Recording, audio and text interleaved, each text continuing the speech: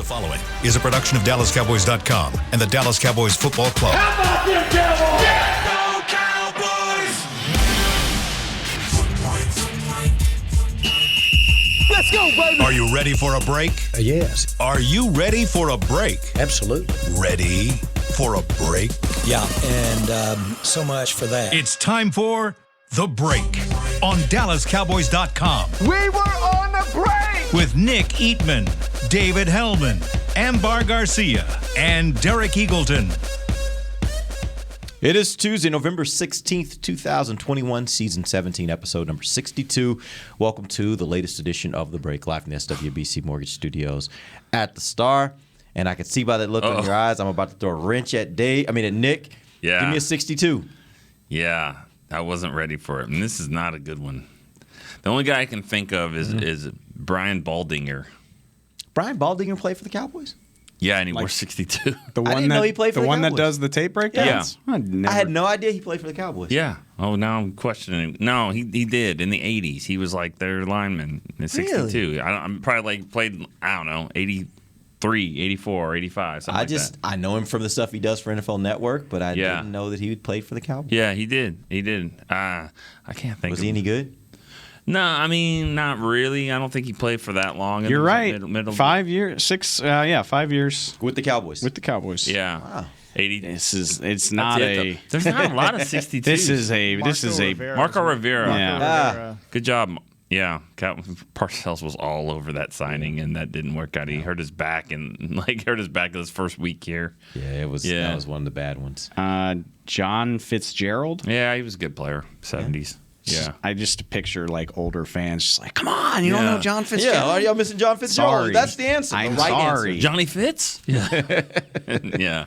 But currently, I have to. I mean- 62 is the guy. I'm just like, okay, he'll be cut. Like 60 there. He's wearing 62 soon as you for see these 62, 3 weeks. you're all I like, could think yeah, of. I think it was Braylon Jones this year. I think Okay. the The Houston center guard. Houston guard center. all I think he's of still is here. I think he just. I think so, too, He's on yeah. the practice squad. The Water Boy, a movie you've probably never seen. Okay. Bobby I've heard of it, Boucher. though. Yeah. He wore 62. No, Yeah, okay. but he gets poked in the eye or something, or somebody said on the other team, and he was just like 62, Yeah, 62, and he yeah. just goes and just annihilates him. It's good. It's a good movie. Good movie? No, not a good Better movie. than but- Hoosiers? It's an Adam Sandler movie. Okay, Hoosier. What? You told me Hoosiers is one I should watch. I'm just Okay, trying to see Hoosiers grades, and Waterboy. Not the same? No, they're not the same. Not It's a even different type of close. thing. It's like Not even the no one's same gone out and sport. bought the Waterboy soundtrack. You know, and Who buys the Hoosiers soundtrack? I'm sure people have. Nick and all of his closest friends can quote Hoosiers from beginning to end, and Yeah. he spends all of his time with the only 2 guys who have never seen it. That's okay. That's okay. It's an older movie. It's a good movie. You know what's funny? It's a great movie. You know, we always are like, two Americas. Why is it quite often Dave ends up in my America than in your America? Like, it's kind of interesting. I saw this on Twitter last night, and I was like, there was one of those moments I was like, Dave's in my America for some reason. I mean, look, No. I am. No, I, Dave. I can be very painfully white. Okay, I just want to make that clear. That's But actually really funny. I grew up in New Orleans, Louisiana, so I got a little bit of both. You know, Yeah, I don't know. yeah, I don't know yeah. what to say. Since You Tony- okay? by Are the you way- okay? Nick? You got him with that statement. He like was ready to spit his juice Yeah, out. I wasn't ready for that one. I've said this a lot, and I have another friend that's this way. But Dave is one of the few people that I know. I mean, I feel like I know a lot about some things, like Cowboy jerseys or Super Bowls, Final Fours, whatever. Dave is one of those people that knows a lot about a lot, and that is very, very impressive. I mean, Very he- well-rounded. Yeah. Very I mean, if you could probably hang in there and talk politics with you today and stuff that's going on in the it'd be world fun. and all that, yeah. I've had some of those Right, conversations. right. with him. You Good know, and conversation. then he knows, a lot of sports stuff too, rap, movies, stuff, all that kind of stuff. The key to it, literally anytime I'm curious about something, I just go down a Wikipedia wormhole. I did it last night. I found what?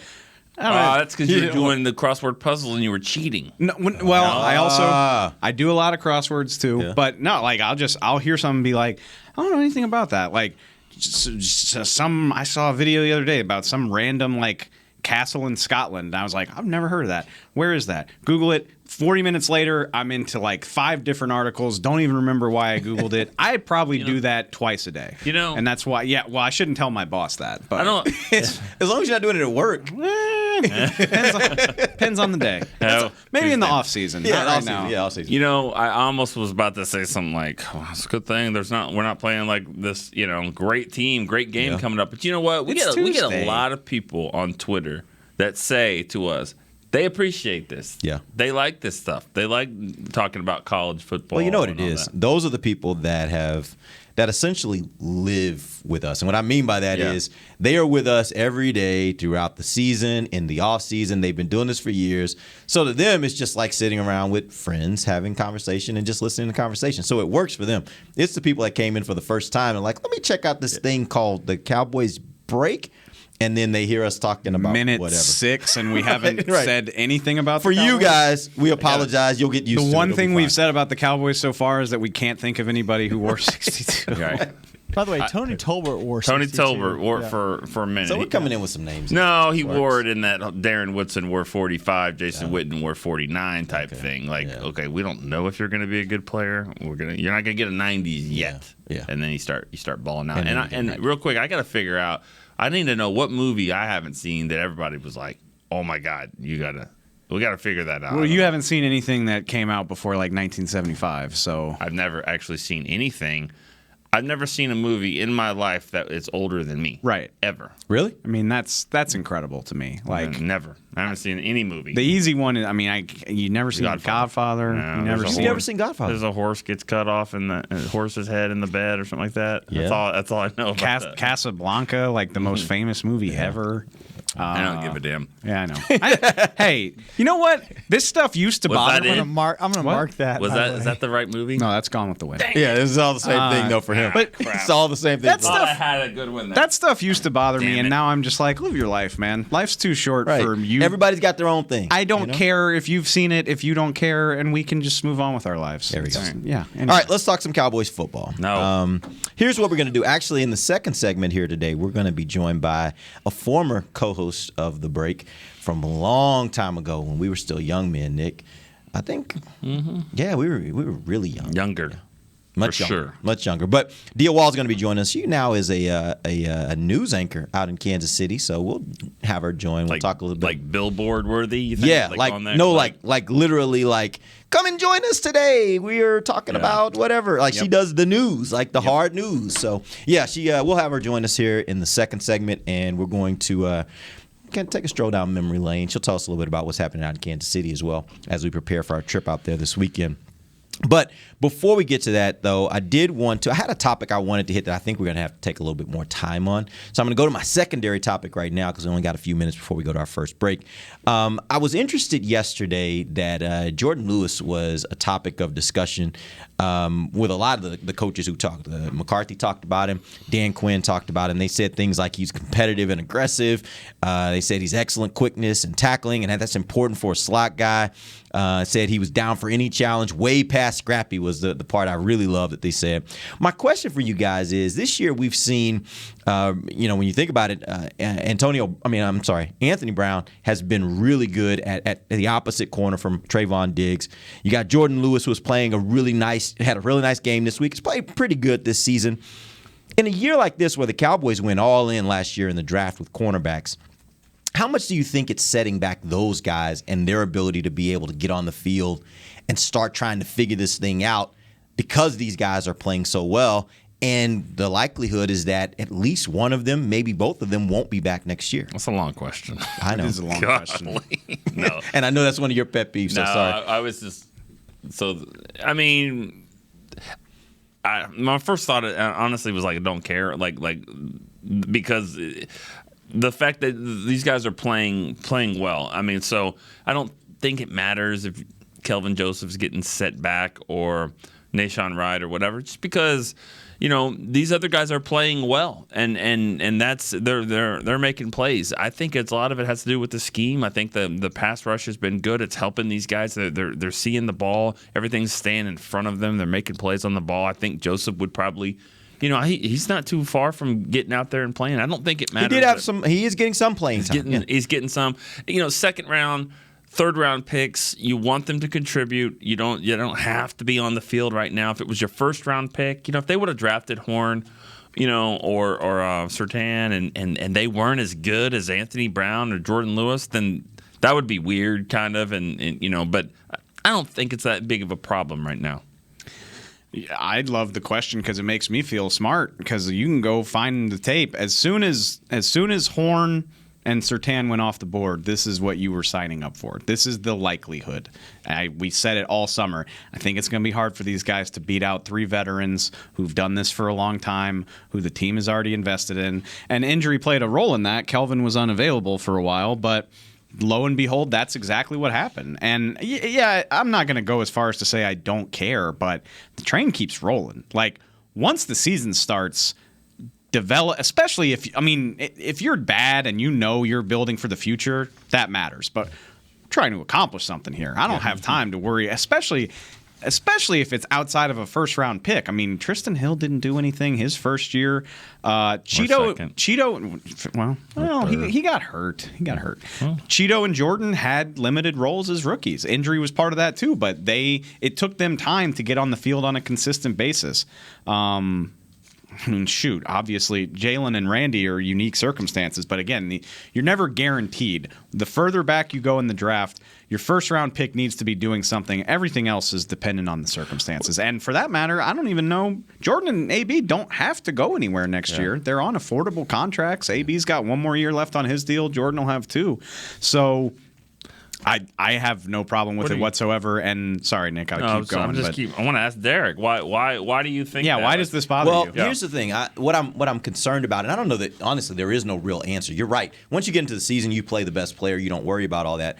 But I do wonder if it affects their decision making once you get to the offseason, because in the offseason they got to make a decision on those 2 guys.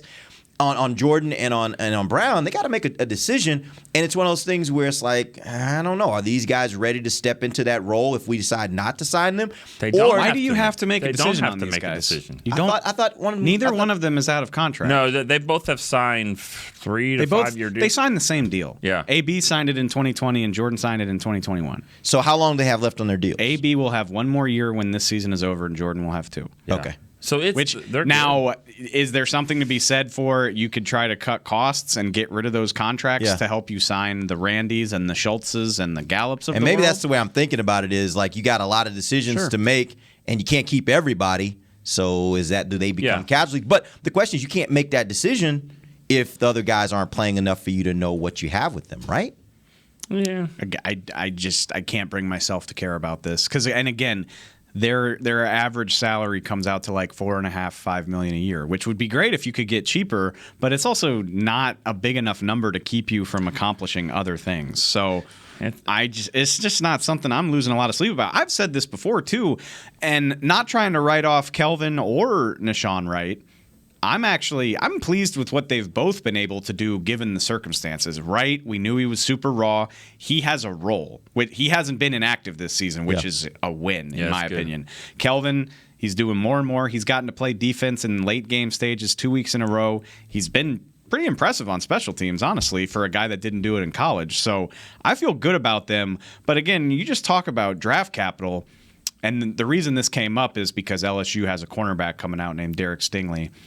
I was like, if for some reason he falls to where the Cowboys pick, I would draft him. I don't care. You worry about that stuff later when you have. But he's going to be a high first-round pick. It's a curious circumstance. He hasn't played a complete season since 2019. The injuries are the issue. Injuries and his tape wasn't all that good in 2020. Nobody on LSU played. Yeah, I was about to say 2020 for everybody was pretty bad. But so these are just the types of things you think about where it's like, man, if a guy like Derek Stingley is for some reason still hanging around, you pull the trigger on that. Yeah, you pray that he's around. And so my point is, guard between Kelvin and Wright and the 2 veterans, they're not married to any of those guys, really, in my opinion. I mean, you don't want to give up on a top 50 pick after 1 year, and they're not going to. But this just isn't a situation that stresses me out. I think there's so much that's going to happen this offseason with management of this roster because you got guys that you weren't even necessarily expecting to be as good as they've been, like Jaron Kearse. Yeah. That now I saw Brian just tweeting a little earlier.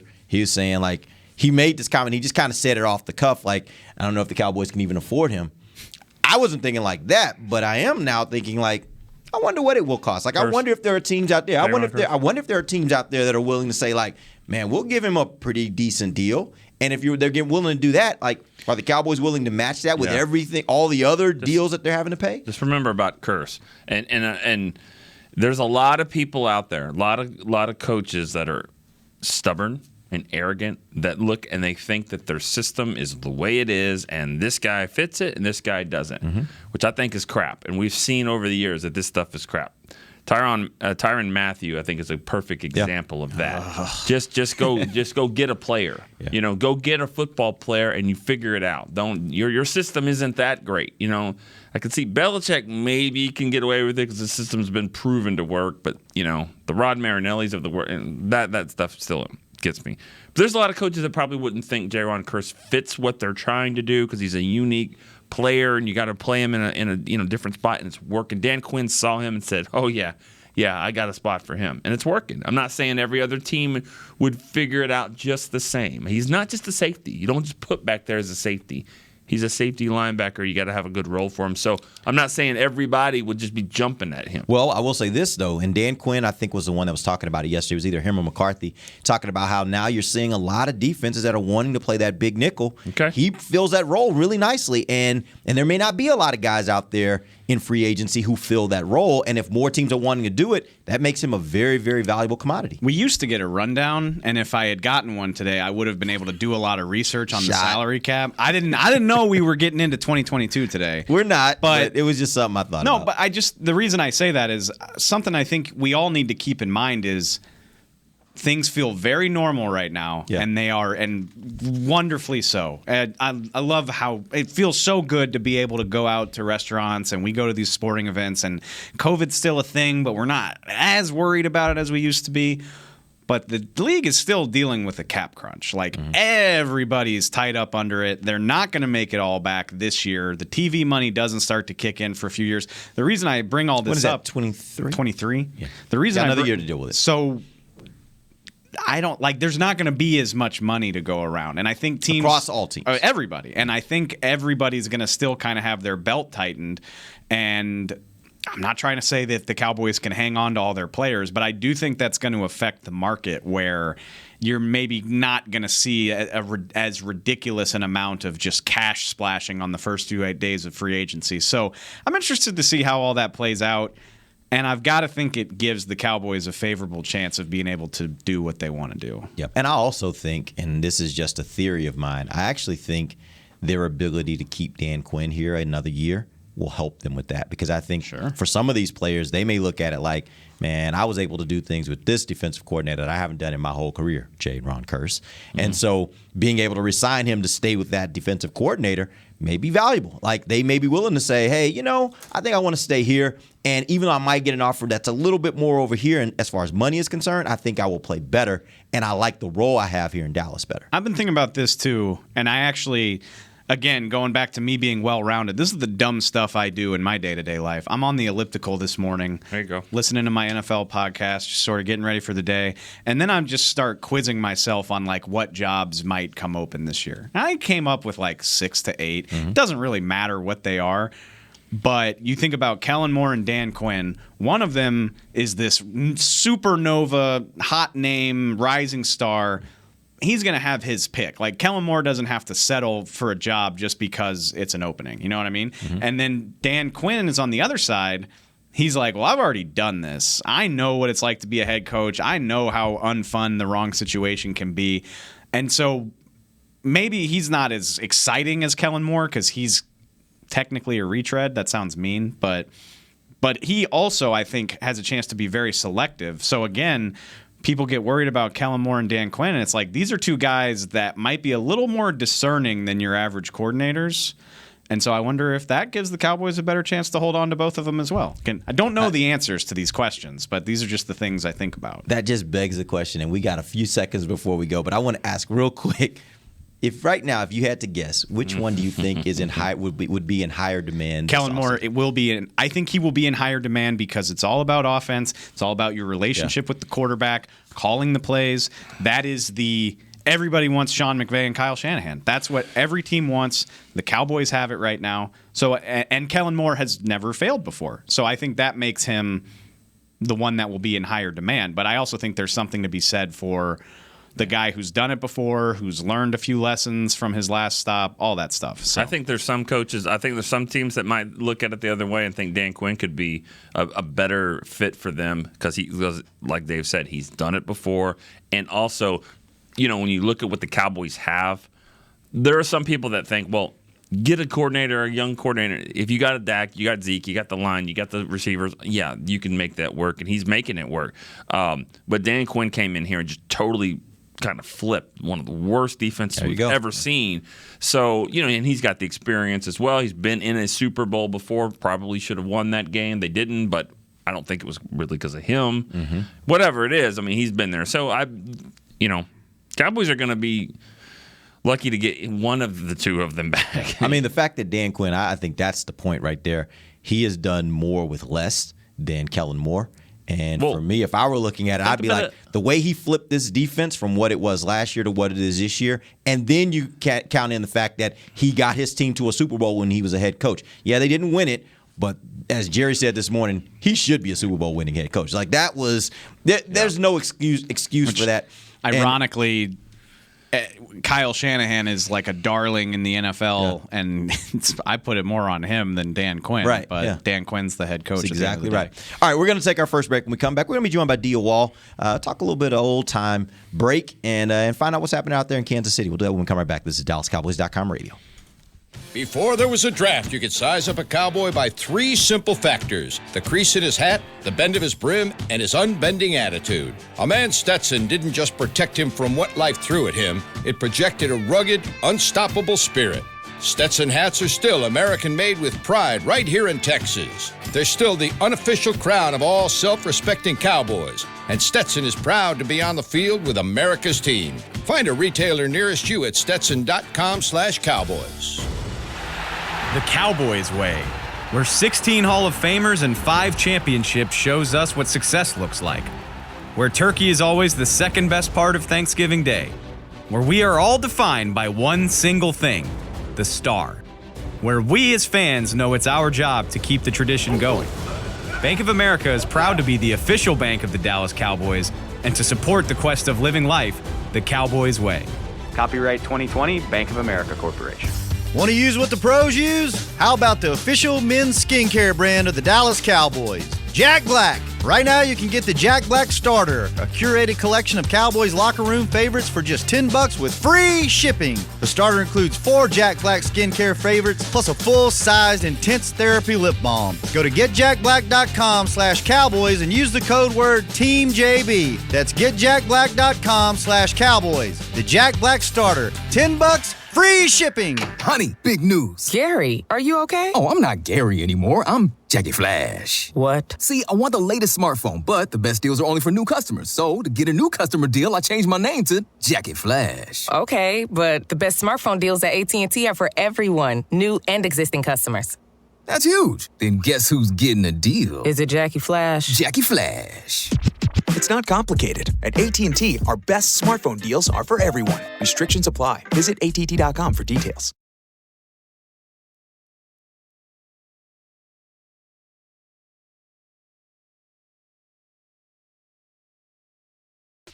Back to the break. Registration for holiday youth camps is now open. Don't miss the Dallas Cowboys Football Academy and Dallas Cowboys Cheerleaders Dance Academy camps on December 21st at the Star and December 22nd at AT&T Stadium. Space is limited, so register today at dallascowboys.com/academy. Welcome back. We are in the second segment of the break live from the SWBC Mortgage Studios at the Star, and we got a very special guest for you guys, man. This young lady, I feel like every time I see her, I feel like I'm proud, like a dad would be proud of his daughter, because I saw her from when she was just a babe in this business to where she has grown now, and we'll get into some of that. But welcome to the show, Miss Dia Wall. Welcome back, Dia. What's up, guys? I'm so excited to be here. Yeah, we miss having you around here. But upgraded quite a bit. Yeah, from the dungeon, the old dungeon, the dank dungeon we used to be in. Yeah, it's very, very different. Jerry spent some money on us a few years ago, so it's all good now. Hey, real quick, good to see you guys. what I want you to do is I want you to just kind of first tell people what's been going on in your life, because, man, from where you were when you were here to where you are now, like, everything has changed. Everything has changed about your life. You got a beautiful family, but talk about what all's happened these last several years. Man, I was really blessed and fortunate to work for the Dallas Cowboys for 3 seasons. Some of the best times of my life, some of the best friends in my life. And then I did news in Sherman, Texas. Then I moved to Tyler, Texas. And then Kansas City came calling 6.5 years ago. And so I'm at KSHB. We are the NBC affiliate in Kansas City, also the home of the Chiefs. And so it's been awesome, man. Married, 2 kids. I'm like a full-fledged grown-up now. Yeah, you are. You are. And by the way, the one thing you didn't talk about is you're also an author, like Nick is. Like, you guys are both authors. Really? Yeah. Yes. So I decided to write a book after. Oh, Nick, you forgot. I think I did. Tell us about the book. Sorry. Oh, so the book is called The Unhappiest One, and it's all these different people, places, and experiences in my life that have taught me really meaningful lessons about happiness and fulfillment. And so my journey there at what used to be the ranch was a big part of that. And you guys helped me quite a bit, I would say. Except for Nick. Derek, yes. Nick, no. So when you're in Kansas City and the Cowboys are playing, especially like a Sunday night game on NBC, like, are you like full-fledged Cowboys fan wearing? I mean, because I think I saw a picture with you wearing Chiefs, so I don't know about that. First of all, let's roll this back, okay? I am born and raised in the state of Texas. I'm a Cowboys fan, and I think everybody in the Kansas City metro knows that. I wear Cowboys gear every game day. This is a hard week for me. Thankfully, it only happens once every 4 seasons. But our station is the home of the Chiefs, right? So I've gotten to see what it does for a city that is really thirsting for a championship, get to bring one home. And so I will never root against the Chiefs. I want them to be successful. I want them to do well because it's great for the community that I love and live in now. But I'm a Cowboys fan forever, man. So how's that going to work this week? So who are you going to be rooting for? Like, it's going to be hard. Who are you going to root for? Look, she didn't even want to say it. She doesn't want to say it. I wouldn't either. That's all you got. Yeah, this is all on camera now. Right.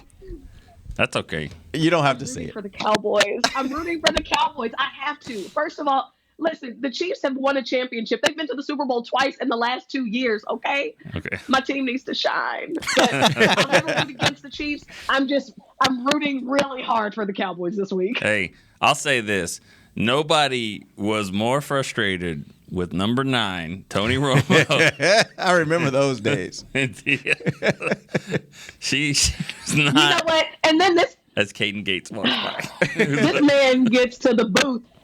And I love Tony Romo on the call. I think he is amazing for CBS. However, you're right. I was totally frustrated. And I definitely can tell the difference in quarterback play and leadership. I feel like number 4 makes you believe you can win. Say what you will. I will still die on that hill, Nick. All right. Hey, I'm with, which, by the way, Dia, I've heard like so much about you over the years. It's surreal to actually be talking to you. So, hi. Dave, meet Dia. Dia meet Dave. Meeting you via Zoom all these years later, which she'll be at dinner with us Saturday night. Oh, so. Fantastic. Yeah. I can't wait. I'm pumped, which, so, I mean, you already kind of touched on this, but it's been kind of frustrating up there by recent Chiefs standards. Obviously, they kind of got back on track on Sunday, but I'm just curious what the vibe is. Like, is it all sunshine and rainbows now that they beat the Raiders, or what are we stepping into here? Come on now, Helmy. You know what it is. Winning cures all, right? I think the first few weeks, I mean, the fans were pissed. The team was pissed. The Chiefs just didn't look like they were having fun and they were loose out there. And so they win a good division matchup on Sunday night. They hate the Raiders. That's a huge rivalry for them. And so I think for them, it's like that confidence boost, that shot in the arm. So you think about a team that was under fire from even the fan base here in the city to now it's like, well, you know, the last time the Chiefs were 6-4, the year they went to the Super Bowl and won. Like, winning cures all. And I think if you've watched enough football, you know that's the secret sauce. I talked to Nick Eatman, that is, last week, and it was like, watch, they're going to get hot right when the Cowboys come to town. How this is not a Sunday night game, I have no idea. Right. I can tell you why. The biggest concern for the Chiefs, I mean, yeah. But I think the biggest concern for the Chiefs at this point is going to be, when it comes to the Cowboys, the Chiefs know how to get out there and win, and they know how to get it done. I think they're a team that's had a championship mentality for the past 2 seasons. This season maybe bit them in the butt a little bit. And so I think they're ready to come out and really try to run the table because they're still in 4th place and really trying to push to get to the postseason and make another Super Bowl run. Yeah, and the thing is Fox is doing this game, and you know they only get a couple of chances a year to get the Chiefs and get Patrick Mahomes. And you know, I was going to ask you, D. I saw a commercial the other day that didn't have Patrick Mahomes in it. It was weird. I mean, because he's in every other one. Have you met him? And he seems like, and this might change Sunday after Cowboys have to play him, but he seems like a guy you would just want to root for. I mean, I like him. I like watching. I like everything I see from him. Is he that guy? And have you experiences, meeting him or interviewing him? Yeah, so I think I've met Patrick Mahomes once or twice. Not a ton. I cover a little bit of sports. I mostly do news now, but he's a great guy, man. He's done some really, really impactful things in the community through his foundation. Opened some great all-inclusive parks in the city in underserved areas. So, like, you can drive now through the inner city and see kids and families out playing, right? He's on the cereal boxes. I mean, he's just all over the place. Donated like 25,000 books to kids just a couple weeks ago. So I definitely think he's also made investments in local teams. So he's part owner of the Kansas City Royals. That's awesome. His fiance, part owner of the Kansas City Current, which is, and I mean, the women's soccer professional team is bringing the first dedicated stadium for a women's soccer team in the entire country to Kansas City. And so I think he's made a lot of smart investments in the community. I think he's really made it known that he loves this city and this community and he wants to stay here. Keeps his nose clean, stays out of trouble. Like, he's just like a good dude. So it is hard. It is hard not to root for him and want to see him be successful. Plus, I mean, he's from Texas. Yeah. Which did y'all see what's happening in Kansas City this week of all weeks? No. What? They're opening Whataburger with Really? input from Patrick Mahomes. Yeah. Like, Okay. that's been his initiative. He's like, we got to get Whataburger So we up should here. have changed it up. We should be going to dinner at Whataburger. I don't know, Saturday night. man. You see the lines. You see the lines at the drive-through. He's like, no. Oh, it was insane. It was insane. People were lining up at 5, 6 a.m. and they didn't even open until 11. Hey, that's- Whataburger is pretty good. I mean, I get it. Nothing is That's worth some- waiting in that line. That's for. some power right there. I mean, you bring a Whataburger to town. So, Dia, let me ask you this. I think sometimes. Go ahead, D. No, you go ahead. Okay, I was going to ask you. I know being in Dallas, it's hard sometimes to know what people are saying in other cities about the Cowboys. What's the tone of the conversation in Kansas City about Dallas this year? Oh, boy. Everybody loves to hate the Cowboys. And that's what's so crazy. I don't really understand that. I think every team has dreamed of taking down America's team, right? They could be mad, they could be frustrated, whatever. But I think for them, they want this to be a statement game. So I know a lot of Chiefs fans here. Again, no secret that I'm a Cowboys fan. And so my mentions and DMs, the Chiefs hadn't even got to 0 on Sunday night on the clock before they were like, oh, we can't wait. We're going to tear the Cowgirls up. And I'm like, y'all, just let them settle it on the field. Like, just let them go out there and play. So I think, especially when, to be honest, the Cowboys look different than I've seen them look in my adult life on all 3 phases of the game. And so I think, especially knowing that the Cowboys are riding a little bit high, playing really well, and executing at a high level, the Chiefs feel like they got this chip on their shoulder, and so does their fan base now, since they've come up against a little bit of adversity this season. So now I think they're like, oh, yeah, we're going to prove that the Cowboys aren't who you think they are. And so I think for them, they want this to be a statement game. And so I think in order for the Cowboys to win, they got to come out and set the tone early. This is going to be a game that I think, shockingly, both offenses are potent, can really beat you. But I think this is going to be a game where the defense is going to turn the tide. Okay, so with regard to the fans that are in the city, is that one of those cities where there are a lot of Cowboys fans? And do you expect them to be at the game this week? Do you expect it to be a nice number of Cowboys fans in the stands? Or was this one of those stadiums where it's going to be all Kansas City, they don't sell their tickets, it's just going to be a hometown game? I think they're going to be a good number of Cowboys fans, but Chiefs Kingdom, as they call it, is ready. Okay, I think this is one game that everybody wants to be at. The tickets for the Cowboys game were almost double the price of tickets for every other opponent on the schedule from the minute that the schedule was released. That's the Cowboys effect. Yeah. Let's call it what it is, right? So I think a lot of people want to be in the stands. However, I'm actually doing a story today. I will be going out to interview some prominent Cowboys fans in town. Let's One go. who does a big radio show, one who has a huge Cowboys flag in his yard. The neighbors are livid. So, I mean, I definitely think the contingent here is loud and proud and excited because Cowboys only come to town every 8 seasons. So they're trying to make the most of it. That's awesome.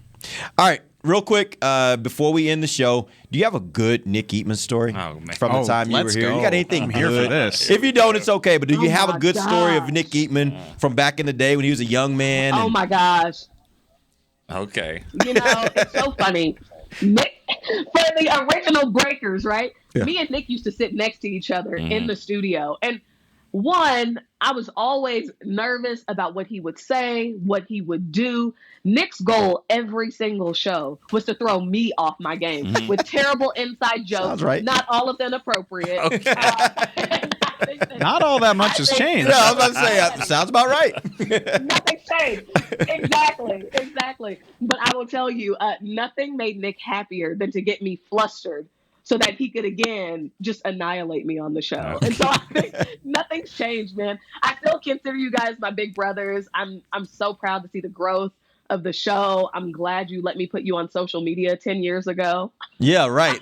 Yeah, you were responsible for us Right. getting a Twitter account. Yeah, absolutely. Yeah. I got a Dia story. All right, give me a Dia story, Nick. Yeah. No. No, this isn't a bad one. This isn't a bad one. We were hosting together the Jerry Jones show one year, and we had tried to do some fun bits there, for a certain segment. So one year we were in training camp in San Antonio, and so we decided that we were going to learn the ins and outs of a field goal.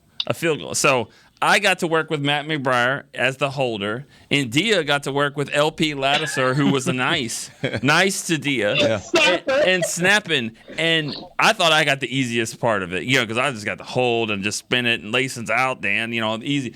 She actually, in about 30 minutes, learned how to snap this thing perfectly. She was snapping, I was holding. We were going to kick a field goal for David Beeler. That was what we were going to do. We had the cameras out. We were going to do it. And so I go to the camera, and I'm like, we just tied the game. We're going to do it. And David Beeler comes up, and he was like, what are we doing? We're not kicking this for real. I was like, yeah, you're going to kick it. She snaps, I'm holding, you kick it. And he was like, no, I'm not doing that. And kind of walks off. And then McBriar was like, kickers are weird, man. They don't want anyone else to do it. Weird, so man. we had to change the whole segment, and we did the LSU flip over the shoulder to Beeler. And so we were like, we went for two. We never actually got to do it. But Dia, the snap was perfect. I thought the hold was good. We didn't get to kick it. Yeah, but it's okay. But she learned how to snap in 30 minutes. The good old days. Oh, no, actually, I have to throw in one of my favorites was when we ran the 40. Y'all remember that? Yes, I do remember that. Oh, yeah, let's And I talk did about not that. come in last. Yeah, whatever. Against Josh Ellis, who... Yeah. I didn't come in last. Right. Poor Yeah, Josh. we can talk about that. I mean, we couldn't do it today. Y'all we used could. to have. Oh, we definitely could. This used to be a way more fun show. Well, Oh, yeah, we were young. me, Dia, Josh, young. and Derek ran the 40 together. Yeah. And I don't know what happened. We were at the behind Alamo this. Dome, right? We were in the Alamo Dome, Yeah. and I was a little thinner back then and long legs, and I think I got Derek He edged right me. off. He And then so then Derek was like, let's do it again. So we did it again, and I might have jumped the gun a little Yeah, bit, he got the definitely start jumped on the that gun. one, the second one, and I don't know what happened behind this, but I know Josh Ellis went Came in last. flying and he fell on the turf and all that. Dia beat him with Yeah. no shoes on, right? Somebody didn't have shoes on. Yes, I wasn't running in heels. I digress. You Oh, yeah. guys, thank you so much for letting me come crash the party. right. Oh my gosh, we are such family and such good times. I need your predictions for the game. I won't make one. No. We can't be making predictions on a Tuesday. We don't make Tuesday Yeah. predictions. I predict it's going to be loud. Yeah. I will tell you this: Cowboys will win. I'm just trying. I'm not ready to get my score yet, but Cowboys are going to win. Definitely going to win. I'm not there yet. I told Nick earlier today they're going to win the next three. Cannot. Yeah. They need to if they're trying to make a push for the Super Bowl. Hey, thank you guys. All right, This Dia. has been so much fun, and I can't wait to welcome you to KC. Yeah, we'll see you on Saturday night. Thanks, Dia. All right, we're going to take our final break. When we come back, we got some more that we're going to get into. We'll talk a little bit about NFC, a little Pro Bowl. We'll do that when we come right back. This is DallasCowboys.com radio. Hi, I'm Clint Tillison with... And I'm Jay Novacek, and we're both with... United Ag and Turf, the official tractor provider of the Dallas Cowboys. So, if you need a tractor to bale some hay, a mower to cut some grass, or a gator to get some chores done... Get a John Deere at United Ag and Turf. And then, let's get to work. Hey, Jay, that's my line. Well, not today. Get to work with a John Deere tractor package that's just right for you and your budget. Visit UnitedAgAndTurf.com. Honey, big news. Gary, are you okay? Oh, I'm not Gary anymore. I'm Jackie Flash. What? See, I want the latest smartphone, but the best deals are only for new customers. So, to get a new customer deal, I changed my name to Jackie Flash. Okay, but the best smartphone deals at AT&T are for everyone, new and existing customers. That's huge. Then guess who's getting a deal? Is it Jackie Flash? Jackie Flash. It's not complicated. At AT&T, our best smartphone deals are for everyone. Restrictions apply. Visit att.com for details. New Dr. Pepper Zero Sugar. You deserve it. I do deserve that. You deserve decadent flavor without sugar. And a day at the beach without sand getting everywhere. And a relaxing bath that your children don't interrupt. I deserve all that? It's really just a visual metaphor for Dr. Pepper Zero Sugar. Everything you want, nothing you don't. A visual metaphor on the radio. I do deserve that. Dr. Pepper Zero Sugar. The zero you deserve is finally here. Before there was a draft, you could size up a cowboy by 3 simple factors: the crease in his hat, the bend of his brim, and his unbending attitude. A man's Stetson didn't just protect him from what life threw at him, it projected a rugged, unstoppable spirit. Stetson hats are still American-made with pride right here in Texas. They're still the unofficial crown of all self-respecting cowboys, and Stetson is proud to be on the field with America's team. Find a retailer nearest you at stetson.com/cowboys. Back to the break.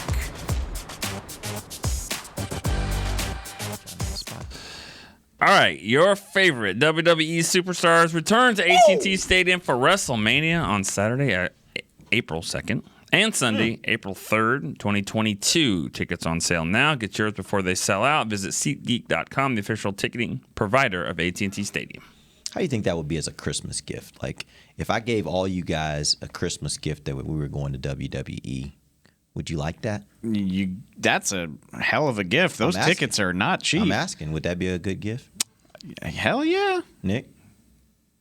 Yeah, I guess. Okay. I mean, maybe if you like wrestling and like, that's what I'm asking. Would you? Last time WrestleMania was here, I saw Shane McMahon fly off the side of a 30-foot cage. It was awesome. Yeah, that's pretty awesome.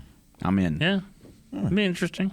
Okay. Yeah. We'll see what we can do on that. For me, you know, I grew up a big wrestling fan growing up. Oh, me too.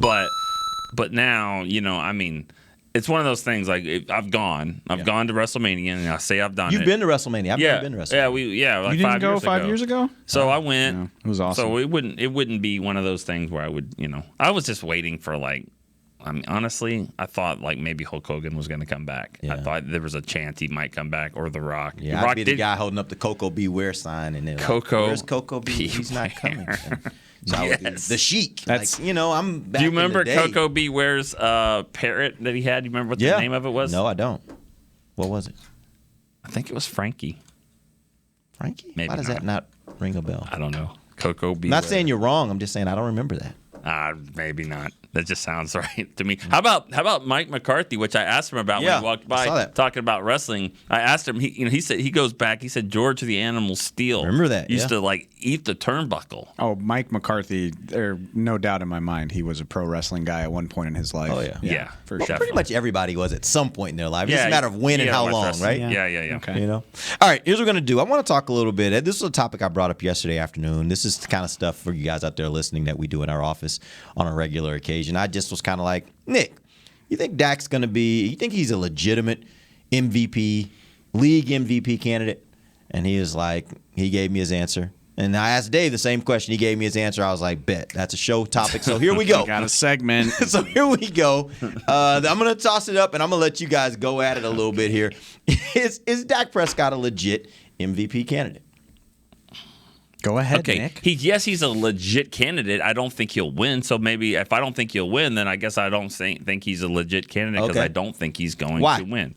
I just think there's other teams, other guys that are probably by the end of the year will probably be considered more of a one-dimensional. They'll lead their team. They're the only guy that they've What do you got. mean by one-dimensional? Say it. Oh, just like an Aaron Rodgers or a maybe. You mean a team that everything they do is about him? Yeah, I got you. Yeah, that's what I just I don't think the Minnesota game helped from that standpoint. They were able to win without him. And he's having a great season, and he is the best player on the team. I'm not saying he's not. I just feel like at the end of the year, there'll probably be other guys that have a record right up there, and they don't have as much help. They won't have as many Pro Bowlers around them. So that's why I don't think he'll probably get that. I think either Dak Prescott or Kyler Murray is going to win NFL MVP this year. I mean, and that's simplistic. We're only halfway through the season. Rodgers is in there. Brady's in there. But you can already see it shaping up. And we talked about this yesterday. I'm stealing this straight from Robert Mays, who does a wonderful job with the Athletic Football Show. When you think about the narratives, I really think that's really important. He's never won it before. You got Brady, who's won it, I think 3 times. Rodgers just won it.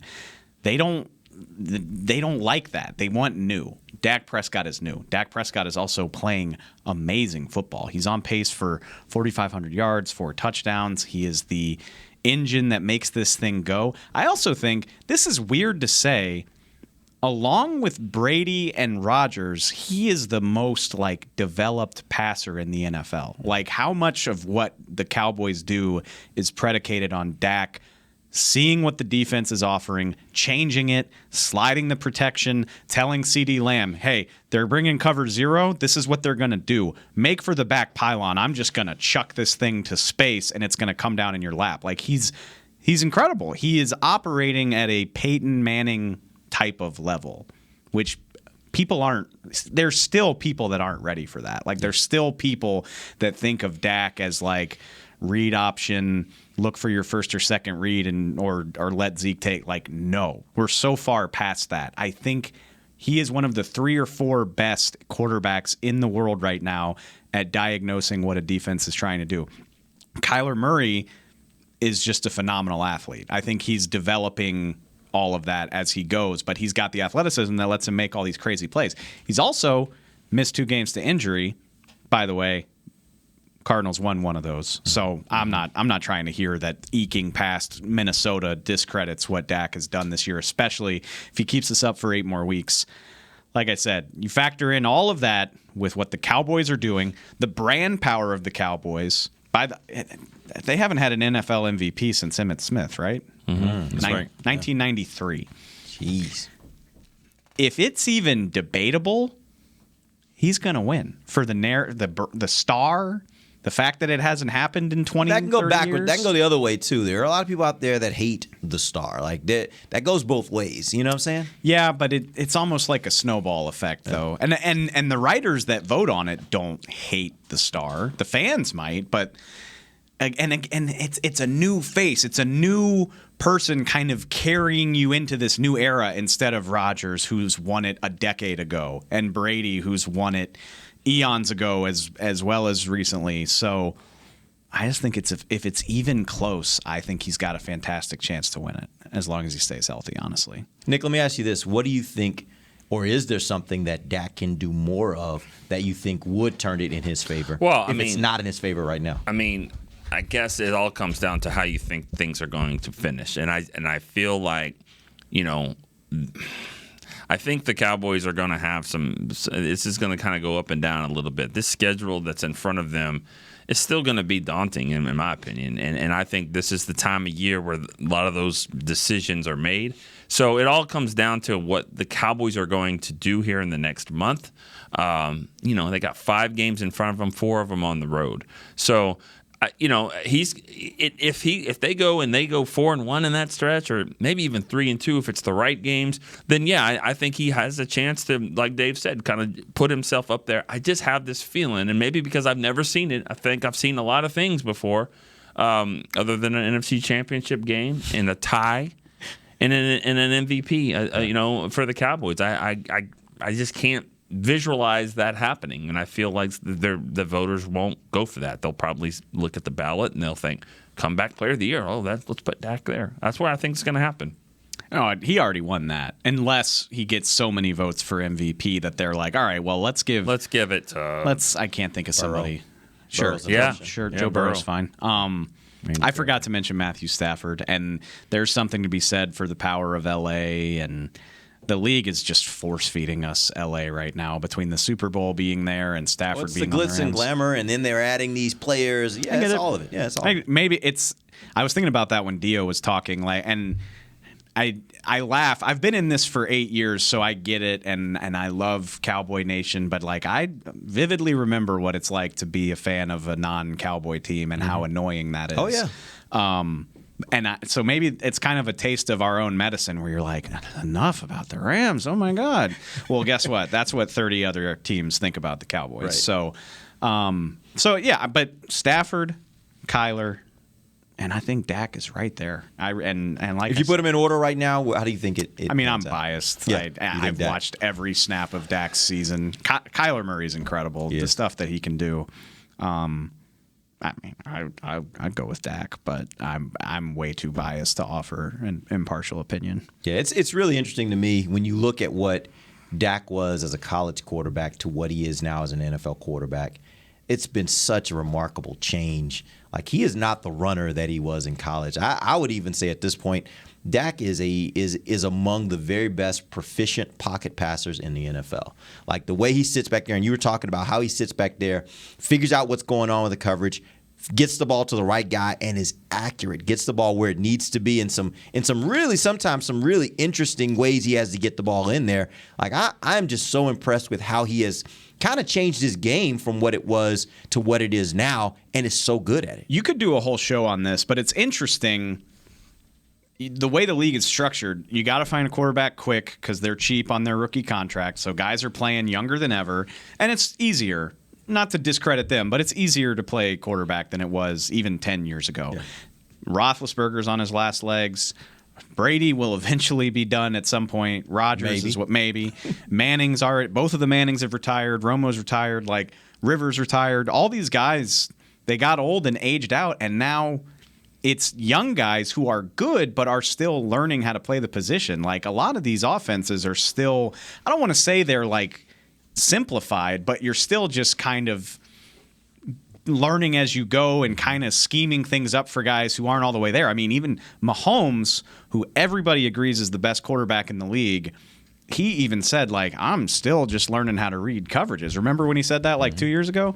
And so it's weird to say, but Dak is in this weird – it's not weird, it's impressive, but he is, like I said, he's like one of the 2 or 3 most accomplished – passers, not pure quarterbacks, but just in terms of knowing what defenses are doing, know how to counteract it, all that stuff. It's weird to think because he's only 28, but he's right up there in terms of just understanding how to play the position. Yep. All right, that's a wrap for us. We're going to be back tomorrow. We're going to start getting into Cowboys versus Chiefs. We'll have Bucky Brooks join us. We'll talk about the Chiefs offense versus the Cowboys defense. Still in for Nick Eatman and Dave Hellman. I am Derek Eagleton. This has been The Break, live on DallasCowboys.com radio. This has been a production of DallasCowboys.com and the Dallas Cowboys Football Club. How about this, Cowboys? Yeah!